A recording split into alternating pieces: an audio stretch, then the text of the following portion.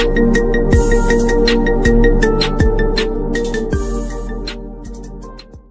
Student, जैसा कि आपको बोर्ड में दिख रहा है चैप्टर 6 का 6.8 पर में 6.8 जो कि very important question for exam 2023 है। तो मैंने आपके लिए जो है ना बोर्ड में लिख दिया ताकि टाइम बचे। बोर्ड में ऑलरेडी लिख चुका हूँ और इसको अब मैं आपको जो है ना क्लियर तरीके से समझाऊँ जिससे कि आपको ये समझने में आसानी हो और उसके बाद जो है ना लिखने में बहुत ही अच्छा से मैंने लिखा है और लिखने में भी जो है ना एग्जाम इस तरह से लिखिएगा तो नंबर काटने का चांसेस बिल्कुल भी 0% रह जाएगा। ठीक है, तो देखो क्वेश्चन क्या था कि एक समकोण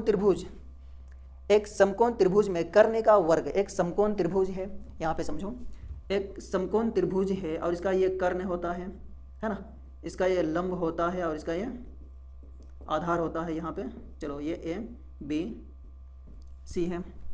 तो एक समकोण त्रिभुज, हाँ क्वेश्चन है एक समकोण त्रिभुज में कर्ण का वर्ग यानी कर्ण का वर्ग बोले तो इसका शेष दो भुजाओं के वर्गों के योग के बराबर होता है। शेष दो बचे, शेष ये और ये बचा, ये लंब प्लस आधार के वर्गों के योग के बराबर होता है। ये क्वेश्चन कह रहा है जो कि हम लोग ये चैप्टर 8 में बहुत बार यूज़ भी किया है, तो हम जानते हैं ये पाइथागोरस प्रमेय है और इसी को आज जो है हम लोग प्रूव करके दिखाने वाले हैं, सिद्ध करके दिखाने वाले हैं कि एक्चुअल में ये जो है ना ऐसी कर्ण का स्क्वायर बराबर लंब का स्क्वायर प्लस आधार का स्क्वायर होता है। तो देखो मैंने सबसे पहले शुरू किया, एक त्रिभुज बनाया समकोण त्रिभुज ABC, ठीक है ना, दिया है त्रिभुज ABC एक समकोण त्रिभुज है जिसमें एंगल B जो है ना 90 डिग्री है। उसके बाद सिद्ध क्या करना है कि AC का स्क्वायर, इस बड़े वाले का स्क्वायर बराबर इन दोनों के BC और AB के वर्गों का जोड़।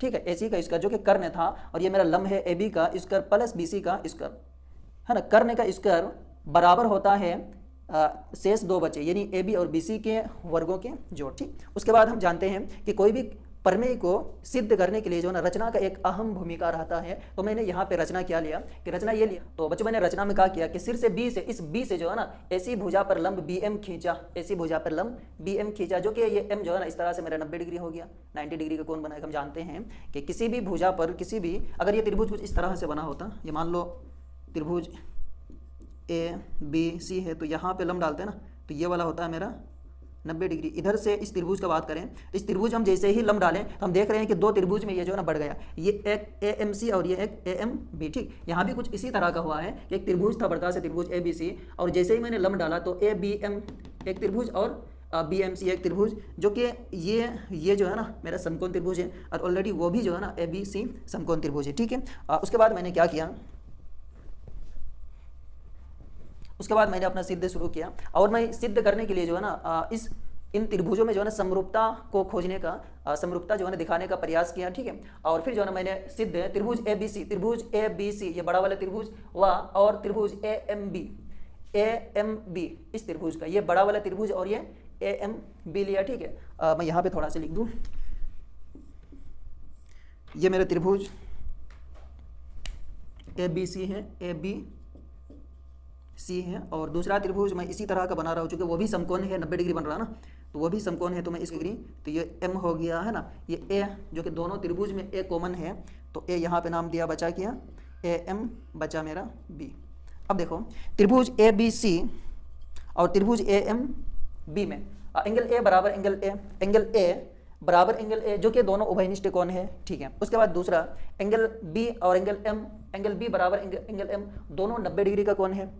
ठीक है, दोनों 90 डिग्री का कोण है। इसी तरह से मेरे को A यानी एंगल समरूपता कसौटी से त्रिभुज ABC समरूप त्रिभुज AMB, मैंने क्या किया समरूपता AA कसौटी से जो है ना मैंने दोनों ही त्रिभुज को समरूप कर दिया और जैसे ही मेरा ये दोनों त्रिभुज समरूप हो गया तो हम जानते हैं कोई भी दो समरूप त्रिभुज के संगत भुजाएं या संगत कोण जो है ना आपस में बराबर होती है। समरूप त्रिभुज के संगत कोण आपस में बराबर होती है और समरूप त्रिभुज के संगत कोण के संगत भुजा जो है ना वो अनुपात में बराबर होती है। ठीक है, तो इस तरह से यहाँ पे मैंने कर दिया और उसके बाद अतः मैंने एक बार लिख दिया जो कारण है कि समरूप त्रिभुज के संगत भुजाओं का अनुपात, समरूप त्रिभुज के संगत भुजाओं का अनुपात समान होती है। तो मैंने क्या लिखा AB बाई AM, ये कहाँ से आया, इसको देखो AB AM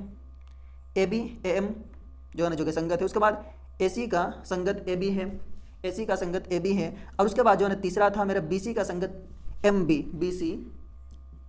BC का संगत था MB, लेकिन मैंने यहाँ पे जो है ना BC बटा एम बी क्यों नहीं लिखा, इसको समझो। क्योंकि मेरे को यहाँ प्रूफ में ए सी स्क्वायर बराबर ए बी का स्क्वायर प्लस बी सी का स्क्वायर दिखाने बोला, तो यहाँ पर तो कहीं पर बी एम है ही नहीं, तो इसीलिए मैंने जो है ना इस तीसरे पार्ट को लिया ही नहीं कि बी एम जो कि मेरे ज़रूरत का चीज़ नहीं है, तो यहाँ पे मैंने लिखा ही नहीं। ठीक है, आप इसको ध्यान में रखिएगा। ये तीनों ही हम आपस में बराबर दिखा सकते हैं कि ए सी जो है ना ए बी के अनुपात में है, बी सी एम बी के अनुपात में है, और इस तरह से जो है ना बचा ए बी और ए एम जो है ना अनुपात में है। लेकिन चूंकि मेरे को ये बी एम ज़रूरत का चीज़ नहीं था, तो इसको मैंने इसका संगत भुजा इसको भी नहीं लिया। ठीक है, इतना ठीक है, क्लियर है, यहाँ तक हुआ। और इस तरह से मैंने क्रॉस इंटू किया, तो A B into A B का स्क्वायर है ना, और उसके बाद ए एम इंटू ए सी। ठीक, और यह हो गया मेरा समीकरण 1। और मैंने जो बच्चों मैं बता दूं कि ये जो प्रोसेस किया ना, यही सेम प्रोसेस जो है ना अब मैंने यहाँ से शुरू किया। और एक बार वो त्रिभुज ए बी सी बड़ा वाला त्रिभुज, इस त्रिभुज में मैंने इससे पहले कहा गया था कि बड़ा वाला त्रिभुज इस त्रिभुज के लिए था। अब जो है ना बड़ा वाला त्रिभुज इस त्रिभुज के लिए बी एम सी जो है, जो कि बी एम सी है। ठीक है, तो वही काम त्रिभुज ए बी सी व त्रिभुज बी एम सी में एंगल सी बराबर एंगल सी। चलो एक बार इसको हम, अच्छा मैं यहाँ पे अलग से इसीलिए लिख रहा हूँ ना ताकि आपको समझने में आसानी हो, और आप भी जो है ना इसी तरह का कुछ करिए अपना जो है ना इसको लेने के लिए, ये पार्ट लेने के लिए समानुपात में अनुपात में लेने के लिए जो है ना, जब इसको आप साइड में इस तरह से रफ में बना लीजिएगा तो फिर जो है ना हमको सुविधा होता है, आसान होता है। ठीक है, चीज़ को करने के लिए।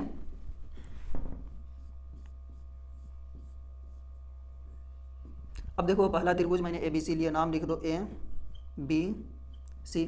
अब ये त्रिभुज बी एम सी, एम पर मेरा 90 डिग्री है ना, एम तो बी कहाँ पे लिखूँ, बी कहाँ पे लिखूँ, एक काम करो, ये सी है ना, हम देख रहे हैं कि इस त्रिभुज में भी सी और उस त्रिभुज में भी सी, तो सी जो है ना सी का संगत कौन, सी ये हो जाएगा, बाकी क्या बचा बी।